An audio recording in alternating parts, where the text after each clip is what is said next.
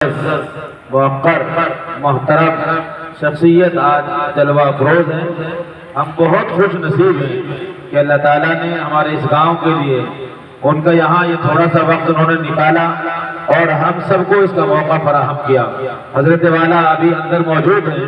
حضرت والا کے صاحبزادے جو یہاں بیٹھے ہوئے ہیں، جو آپ کو یہ نظر آ رہا ہوگا کہ یہ بھی ایک بچہ ہے، بہت دبلا پتلا سا بیٹھا ہوا ہے. اور یہ حضرت مولانا مفتی عبد المہیمن صاحب دامت برکاتہم العالیہ، اب سے تقریباً 5-7 سال پہلے انہوں نے پروگرام کیا تھا حیدرآباد کی سرزمین پر 3 روزہ، اور صفا بیت المال کی پوری کارگزاری کی. اور ان کے یہاں کہاں کہاں کام ہوتا ہے، کن کن ضلع میں کام ہوتا ہے، اور وہاں صوبوں میں کام ہوتا ہے، گاؤں میں کام ہوتا ہے، اور جس گاؤں میں کام ہوتا ہے اس گاؤں کی کارگزاری آتی ہے. کہاں جیسے کسان آدمی پانی کو چلتے ہوئے دیکھ کر بتا دیتا ہے کہ پانی کہاں مر رہا ہے. میں بلا مبالغہ یہ بات کہہ رہا ہوں کہ ان کی گھٹی کے اندر یہ بات پڑی ہے یا ڈال دی گئی ہے من جانب اللہ. جہاں بھی کوئی مجبور پریشان حال کسی نے آ کر یہ بتا دیا کہ لڑکیاں اتنی ہیں، شادی کا انتظام نہیں ہے، میرے پاس گھر کی چھت نہیں ہے، میرے پاس دوائی کا انتظام نہیں ہے، میں اتنا مجبور ہوں، اتنا پریشان ہوں. کوئی عورت پہنچ گئی کہ میرے شوہر کا انتقال ہو گیا، میرے کوئی بیٹا نہیں ہے، میرے گھر کا سامان نہیں چل رہا ہے. میں آپ کو لسٹ تو نہیں بتا سکتا، لیکن حضرت مولانا مفتی عبد المہیمن صاحب دامت برکاتہم العالیہ ابھی مولانا فرما رہے تھے نذیر احمد صاحب، اپنی اولاد کو پڑھاؤ، اپنی اولاد کو علم سکھاؤ. یہ اولاد جو آج نیچے بیٹھی ہے، آنے والا وقت آپ کو بتائے گا یہ کرسی ان کے لیے خالی رہے گی، اور آپ کی اولاد ماشاءاللہ اس کرسی پر بیٹھے گی، اور ہزاروں لوگوں کی زندگیاں سنوارنے کا کام آپ کی اولاد سے اللہ لے گا. جب اس پروگرام کے اندر سال بھر کا پورا پروگرام پیش کیا گیا تو ہم تقریباً وہاں کئی سو لوگ، علماء کی اکثر تعداد موجود تھی. حضرت مولانا مفتی عبد المہیمن صاحب آخری پروگرام کی آخری کڑی میں کھڑے ہوئے، اس طرف سے اسکرین لگا ہوا تھا، اور حضرت مولانا مفتی عبد المہیمن صاحب پورے سال کی کارگزاری کھڑے ہو کر اپنی پوری کارگزاری، کہاں کس گاؤں میں کیا ہوا، کہاں سے کیا رپورٹ آئی ہے، اور صفا نے کہاں کام کیا ہے، اور حیدرآباد میں کہاں کتنا کام ہوا ہے، اور کہاں کہاں آپ نے مریضوں کے ساتھ کیا کام کیا ہے، کس مریض کے ساتھ آپ نے کیا ہے، اور کتنی بیواؤں کو آپ اپنے وہاں سے فیس ادا کرتے ہیں، وظیفہ دیتے ہیں، کتنے اماموں کی تنخواہ دیتے ہیں. اور ابھی آتے ہوئے بتا رہے تھے کہ ہم نے اضلاع کے لیے ایک عالم کو تیار کیا ہے، وہ کسی مدرسے میں پڑھانے کے لیے نہیں ہے، بلکہ اضلاع کی 2 زون بنائے گئے ہیں. ان کو گاڑی خرید کر دی گئی ہے. گاڑی اس لیے خرید کر دی گئی ہے کہ وہ گاؤں جائے، امام سے ملاقات کرے، ذمہ داروں سے ملے، وہاں کے حالات کا جائزہ لے، وہاں کی تعلیمی ماحول کو آگے بڑھانے کی کوشش کرے. عصر کی نماز کے بعد میں اور نکاتی پروگرام ہے.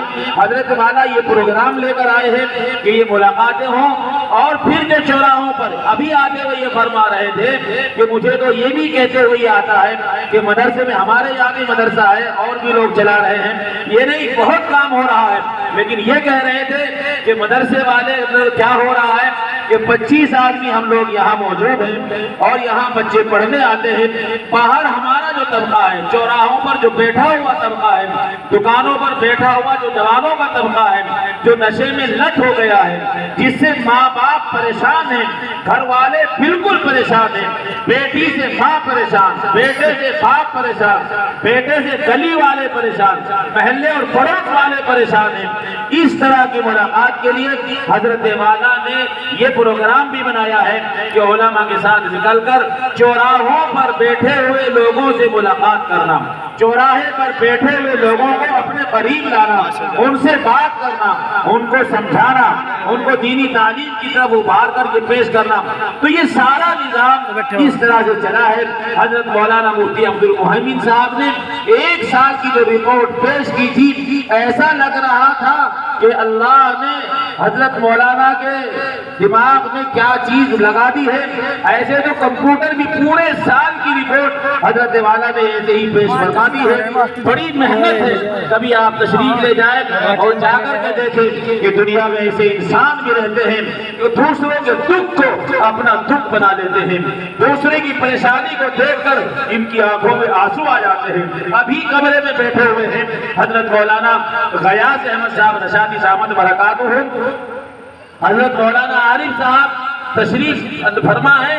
ابھی بتا رہے تھے کہ یار یہ کیسا آدمی ہے. میں کہا کیا بات ہو گئی کہ میں ابھی کمرے میں آ کے بیٹھا اور کمرے میں آ کر میں نے ان سے بات کی اور میں نے ان سے بات کرتے کرتے ایک جملہ کہہ دیا کہ آپ بھی کیسے انسان ہیں, اس طرح سے محنت کرتے ہیں, کہ میری اس بات کو سن کر آنکھوں میں آنسو آ گئے.